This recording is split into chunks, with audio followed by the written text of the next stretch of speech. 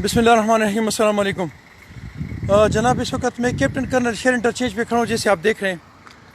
और ये मोटरवे के जो अथॉरिटीज़ हैं, इनको मैंने बहुत दफ़ा कंप्लेंट की कि आपके जो सिस्टम है ये गाड़ियों को रीड नहीं करते।